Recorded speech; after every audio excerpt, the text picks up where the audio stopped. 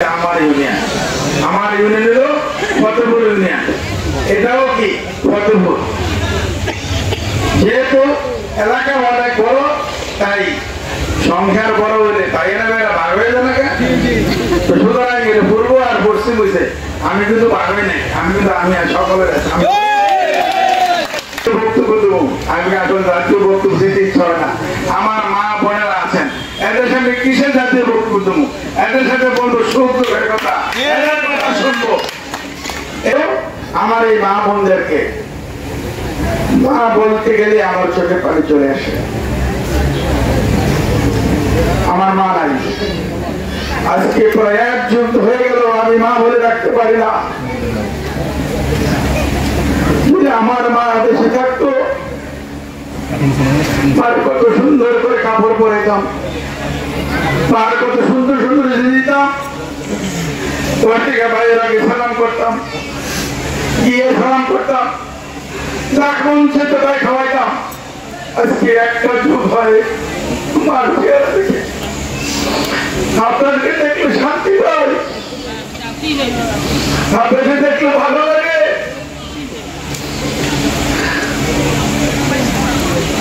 ওনারা আবার রাজনীতি করছে, ওরা মিটিং করে হাজার হাজার লোককে। আমি বলি এই মিটিং আমার প্রয়োজন নাই, আমার প্রয়োজন আমার মা বোনদের কাছে গিয়ে আমার নেতা জনাব তারেক রহমানের নেতৃত্ব বলে তাদের হাতে বুঝিয়ে দেওয়া।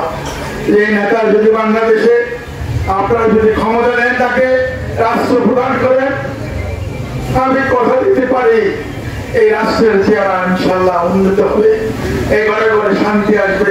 যত 18 বছর আমরা যেভাবে আমরা জর্জরিত বিএনপির কৃষ্ণ নেতা কর্মীরা যেভাবে অন্যায় অত্যাচার জাল জুলুমে জর্জরিত, সেটা আমরা ভুলি নাই, ভোলার মতো নয়। যার কারণে আমার নেতা উনি কি বলেছেন, 31 দফা বাস্তবায়ন, 31 দফা বাস্তবায়ন, দেশটাকে পুনর্গঠন করা।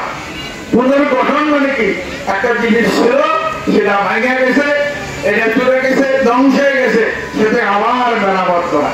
এই জন্য উনি নাম দিয়েছেন 31 দফার ভিত্তিতে উনি দেশটাকে পুনর্গঠন করতে চান। ইচ্ছা করলে কি রাষ্ট্রপতি লেখা পারবে? আপনাদের আমাদের সকলের লাগবে। শিক্ষা থেকে শুরু জিজ্ঞেস করবে কিভাবে করবে, তাই উনি এই 31 দফা নামে একটা ফর্মুলা উনি দাঁড় করিয়েছে।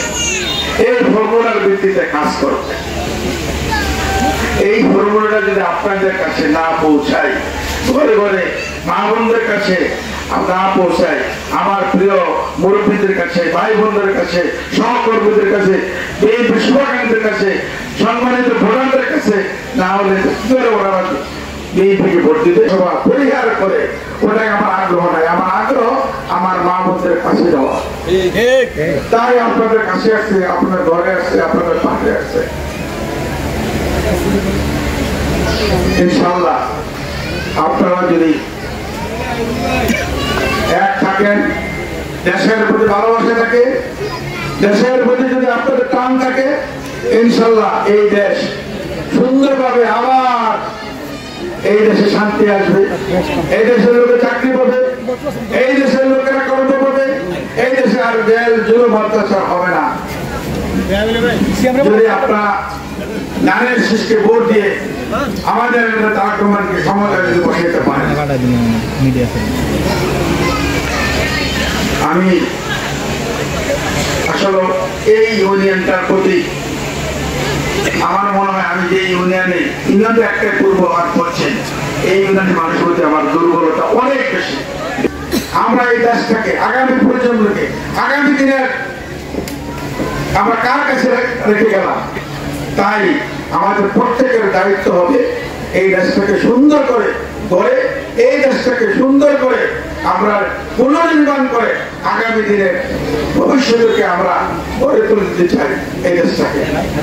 মা বোনেরা, আপনারা বলছেন আপনারা বিএনপিকে বেশি পছন্দ করেন, তারেক রহমানকে পছন্দ করেন, বেগম খালেদা জিয়াকে পছন্দ করেন।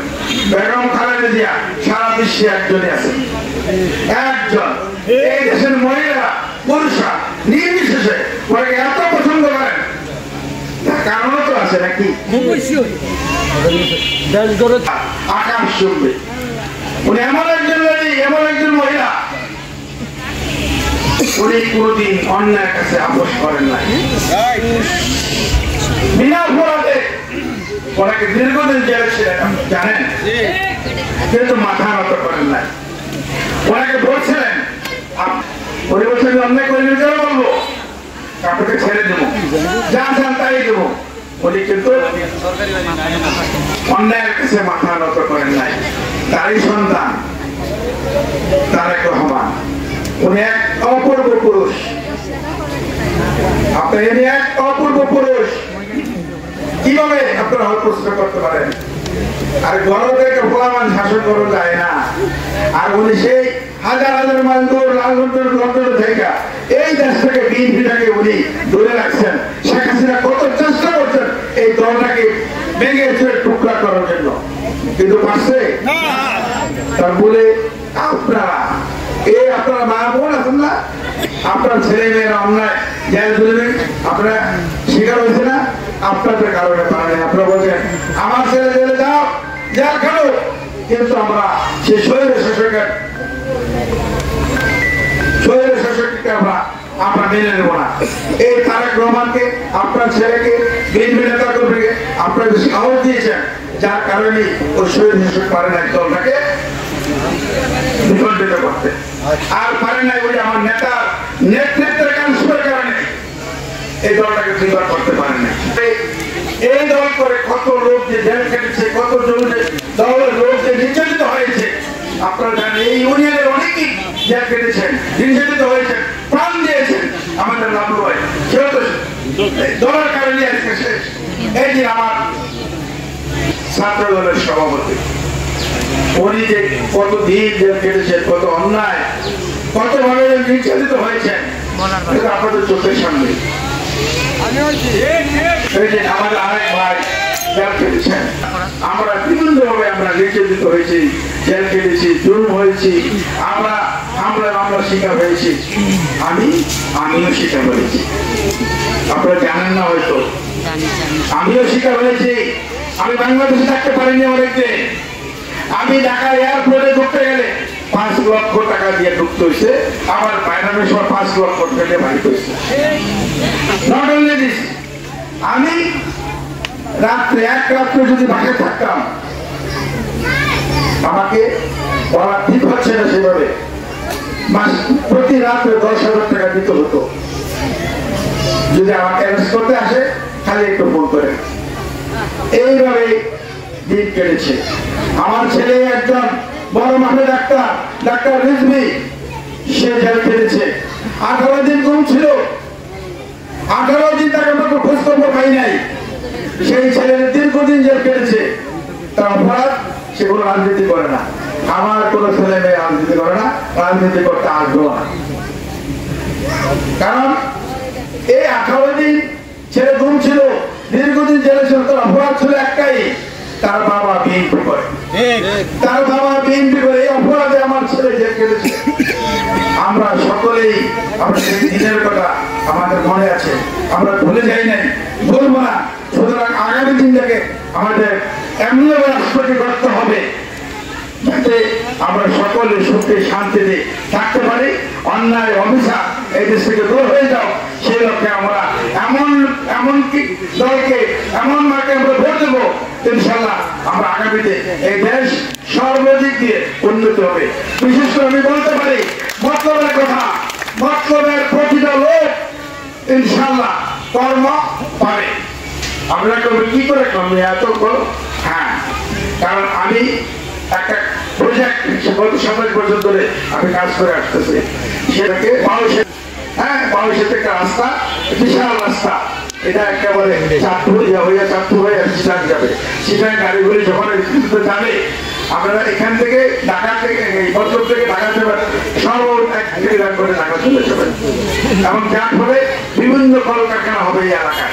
কলকারখানা হলে চাকরিটা কি নোয়াখালীর লোকে পাবে নাকি ফরিদগঞ্জের লোকে পাবে? আগে মতলবের লোকের চাকরি দিতে হবে।